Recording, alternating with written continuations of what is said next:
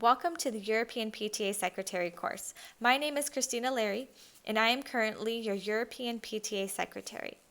I hope that after you complete this course, you gain enough information and knowledge to help make your year as Secretary a success.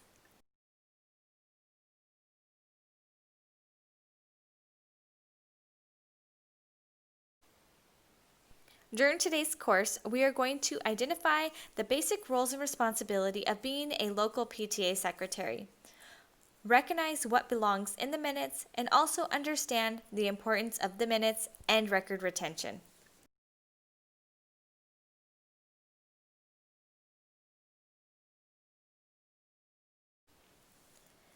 Let's start off by reviewing the PTA's mission statement.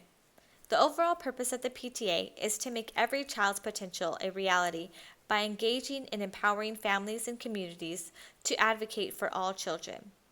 As you work with your unit this year, we want you all to remember this mission statement and to strive to make this your ultimate goal.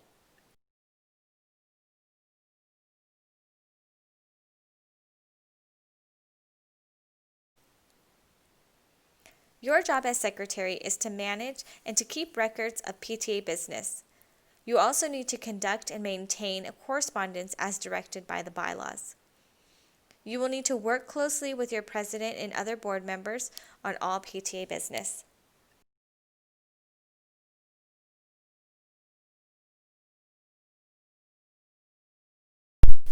Each local unit's bylaws may state additional roles and responsibilities for you as secretary.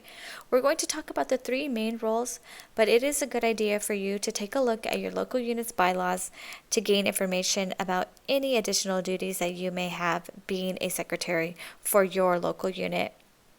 This could be to report membership to EPTA each month, for you to monitor your PTA's official email, or simply attending certain PTA events for your local unit. But please do take a look at your bylaws to make sure that you are fulfilling all of your duties as secretary. Your three main roles that you have are to record, correspond, and to maintain records.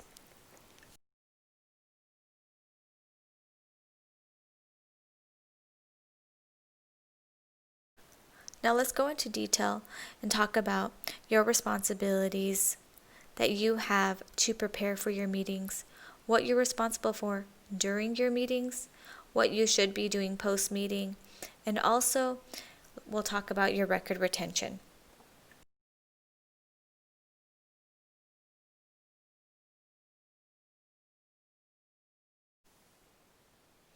So it's time to hold a meeting. What you will need to do is to assist your president and your other board members to prepare for the meeting by working with them to create and develop an agenda. You should begin creating your agenda 1 week before your meeting.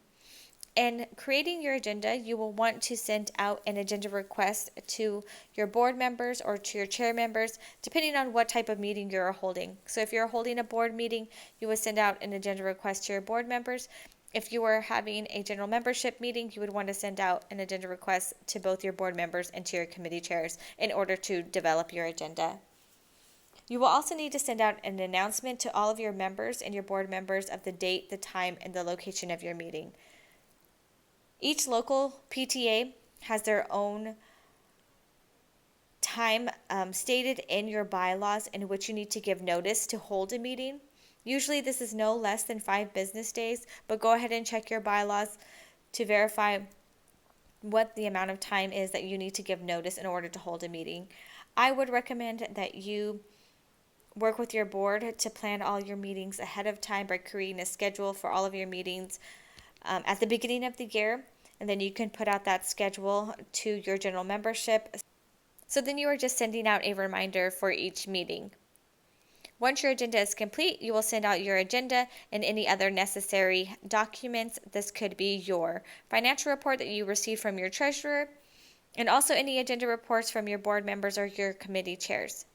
You will also need to include the minutes from your previous meeting for review.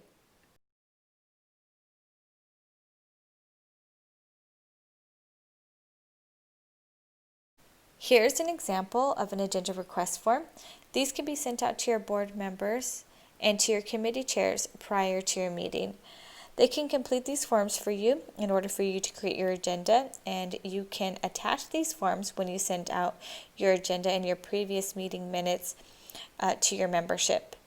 I would not recommend printing these and having these at your actual meeting because that would just be a ton of paper, but just simply attaching them with your meeting minutes and your agenda would work great. These are also helpful for when you have a board member or a committee chair who is not able to attend the meeting. You have their report and you would be able to read it at your meeting for the general membership to hear. Another idea in working to create your agenda would be to create a Google form for your board members and committee chairs to fill out. So in this Google form, you could ask their name and their title and have them list what topics they need to discuss, and then you would use their answers to create your agenda.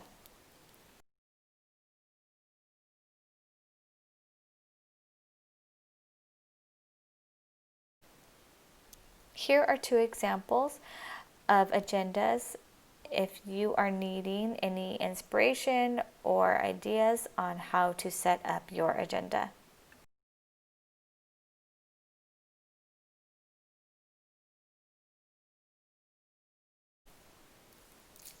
Responsibilities during the meeting. Take attendance. You will need to take attendance, and I suggest having a sign-in sheet for attendees to input their name, email, and if they are a member or not. You will need to know if they are members for voting purposes. Only PTA members may vote on PTA business. This could also be a way for you to reach out to families who are not members and asking them to join PTA and telling them all the wonderful things that your local unit does. These sign-in sheets will need to be included with your minutes in your official binder. Establish a quorum. A quorum is a minimum number of members necessary in order for a PTA to conduct business.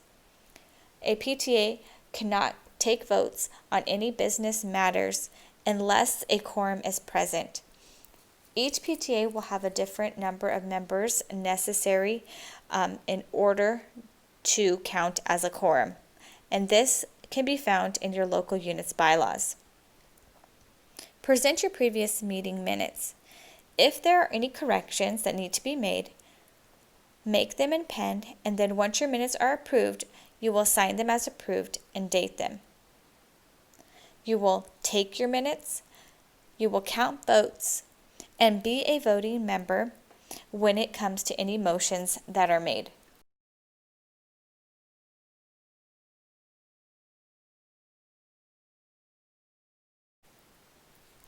Minutes. Your minutes are permanent legal official documents for your organization, and you are the custodian of these historical records. You should receive or have already received past minutes from your outgoing secretary, and once your term ends, you will pass along all the minutes you took during your term to the new incoming secretary.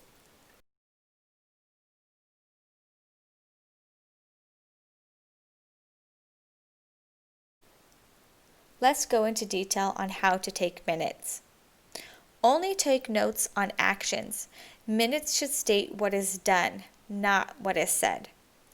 Accuracy is important, so if you are ever in doubt about anything, please stop the meeting, ask for clarification, ask questions, so that way you're getting the most accurate information possible. Your minutes should be brief and factual. Record final amended motions. There are no need to include the discussion or any amendments that did not pass. It is highly encouraged for you to use motion forms so that way all of your motions are written down. Use a new paragraph for each topic. Work from your agenda. This is going to make it a lot easier for you to take your notes.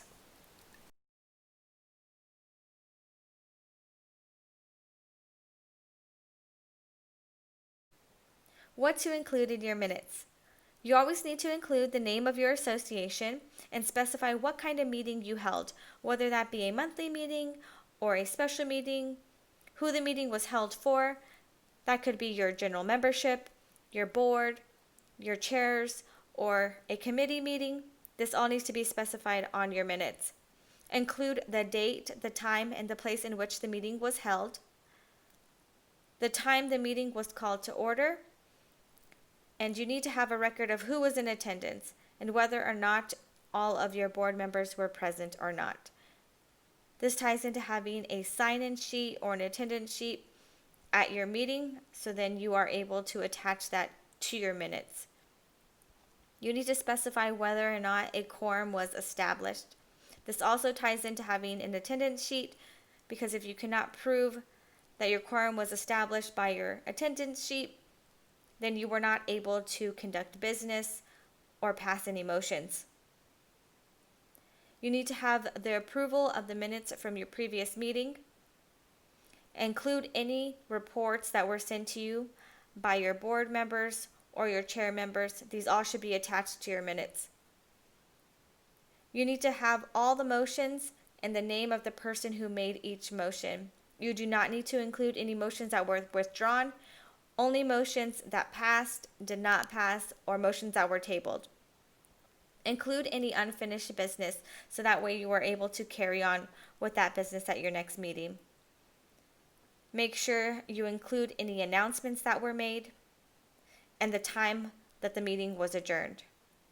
Lastly, you will need to sign your minutes.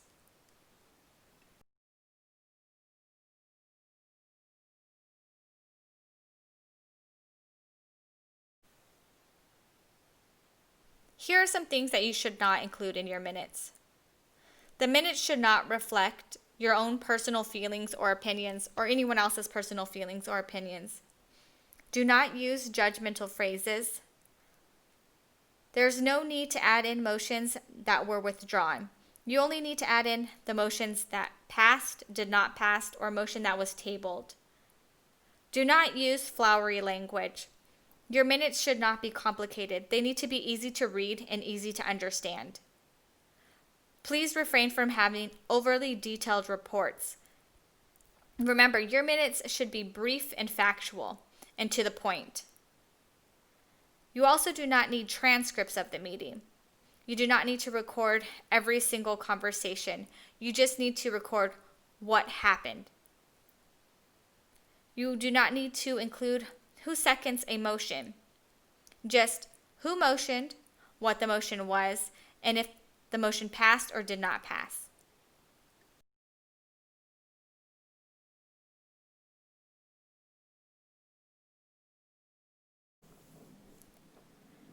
After your meeting is finished, you will collect all the materials that were distributed at the meeting. This could mean any reports that were passed around or any extra motion forms. This also means your sign-in sheet or your attendance sheet, which you will need for your minutes. You will type up your minutes, and then once you are done typing up your minutes, you will send a copy of the minutes out for review prior to your next meeting. So if you wrote minutes for a general membership meeting, you will send those out to your general membership prior to the next general membership meeting. Same goes for if it was for a board meeting, you'll send them out to your board members prior to the next board meeting, and so on. If your minutes are approved at the next meeting, you will write approved on them and date them and then file them away. If any corrections need to be made, make these corrections in pen and write approved as amended and then date them. You are also welcome to retype those minutes and then file them away. You need to make sure you place all of your approved minutes and your corresponding documents, meaning any reports, your attendance sheet, all of that needs to go into your official file, whether that be a binder that you keep all of your minutes in or electronically in a drive.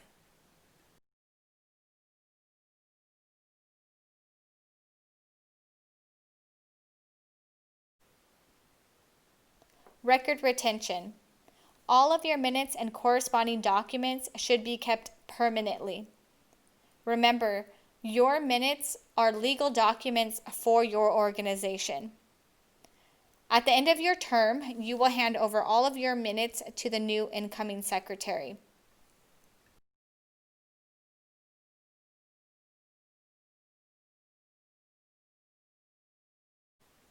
Here are some helpful links. You are able to access this slide with all of the direct links in the shared forms file using the link here at the bottom under shared forms, so tinyurl.com/EPTA sec files. We have direct links to the European PTA Facebook page. Under the European PTA Facebook page, if you click groups, you'll find a group called EPTA Unit Leadership SharePoint. This is a special group for all of the local leaders here in Europe. There's also a link to the PTA local leaders page for all of the local leaders around the world. So if you're ever looking for inspiration or ideas, that's a great page to follow. There's a direct link to the European PTA website. And lastly, we have the shared forms file link, which you can find this slide and all of the different forms that we talked about during the training and other helpful and useful information.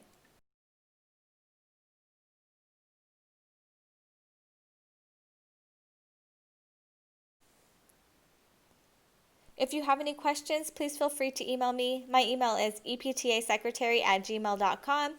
EPTA is here to help you guys make your year a success. So please, if you have any questions, reach out to us. Let us know how we can assist you and let us know how we can help you.